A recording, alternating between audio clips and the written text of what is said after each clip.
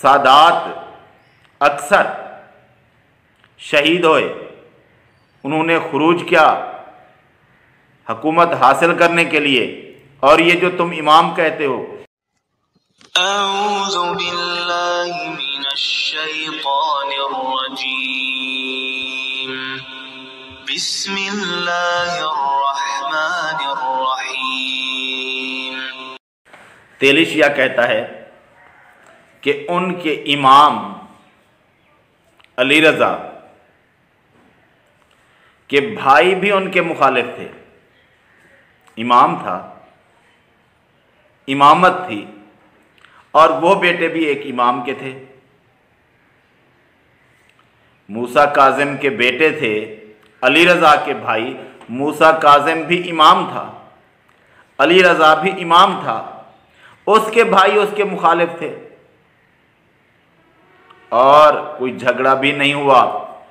और समझते थे कि अगले इमाम हम बनेंगे।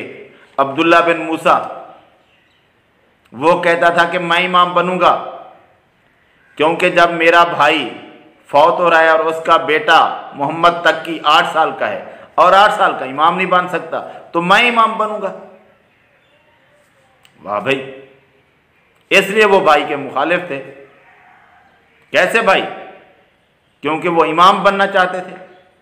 अब हसद है इमाम रजा अलैहिस्सलाम के भाइयों को कि भाई ये क्यों इमाम है। अब इमाम रजा की शहादत हुई, मैंने आपसे कहा कि उनके भाई हैं जो चाहते हैं कि इनके बाद हम इमाम बन जाएं। क्यों? इसलिए कि इमाम मोहम्मद तकी उस वक्त 8 बरस के हैं जब इमाम रजा की शहादत हुई है। तो अब्दुल्ला इब्न मूसा के दिमाग में आया कि मेरे भाई अली रजा की शहादत हो गई है, तो अब 8 बरस का बच्चा तो इमाम होने से रहा, तो अब मैं ही इमाम बनूंगा। फिर भाई उनके पास वो जो तुम्हारे पास हदीस है अब कि नबी सल्लल्लाहु अलैहि वसल्लम ने 12 इमामों के नाम बताए थे, उनको उनके बाप ने नहीं बताई थी, उनके भाई ने नहीं बताई थी, दोनों इमाम थे ना। किसी ने नहीं बताई थी कि ये हदीस है, नबी सल्लल्लाहु अलैहि वसल्लम ने ये नाम बताए हैं कि ये इमाम होंगे तुम्हारे, और तुम फिर एतराज करते हो। ये हदीस उनको तो पता नहीं थी। अरे भाई, ना उनको इमामत का पता था, ना हदीस का पता था, ना उस वक्त तक ये तुम्हारी घड़ी हुई हदीस मौजूद थी। उस वक्त तक ना इमामत नाम की चीज इस तरह की 12 आइम्मा की दुनिया के अंदर मौजूद थी, ना वो अपने आप को इस तरह के इमाम कहलवाते थे।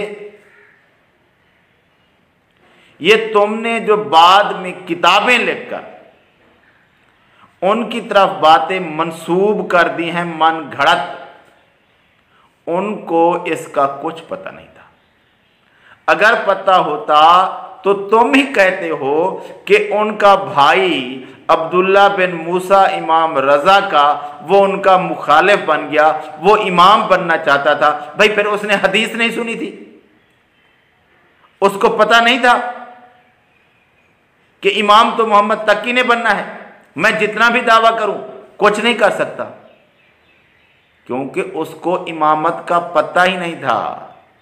उसको इस बात का पता ही ना था कि इमामत नाम की कोई चीज है इस्लाम के अंदर।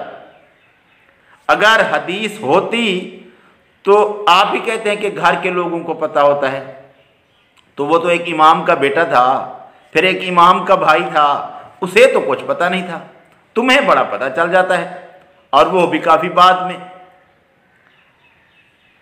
अगर तुम अपने नाम के जो तुमने आइम्मा बना रखे हैं उनकी तारीख को सही तरीके से अक्ल इस्तेमाल करते हुए पढ़ो ना, तुम्हें पता चल जाएगा कि उनके पास इस तरह की कोई बात नहीं थी जो तुम्हारे पास है। उनको पता नहीं था। हुसैन राज़ी अल्लाह ताला अन्हु की औलाद में से अली बिन हुसैन, उनके फिर बेटे आए, उनको पता नहीं था कि इमाम बाकिर इमाम है, इसलिए ज़ैद बिन अली खुद खड़ा हो गया, खुरूज कर दिया। हसन रज़ी अल्लाह ताला अन्हु की औलाद में से हसन मुसन्ना को, उसके भाइयों को कुछ पता नहीं था। हसन मुसन्ना की औलाद में से किसी को कोई पता नहीं था कि ये कोई इमामत नाम की चीज़ है। वो खुद खुरूज करते थे, हुकूमत के उम्मीदवार होते थे।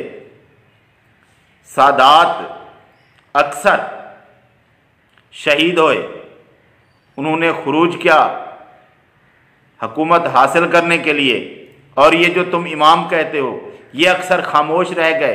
वो इनको इमाम मानते नहीं थे, उनको पता नहीं था कि नबी सल्लल्लाहु अलैहि वसल्लम ने इस तरह की कोई चीज़, कोई इमामत नाम की बताई है।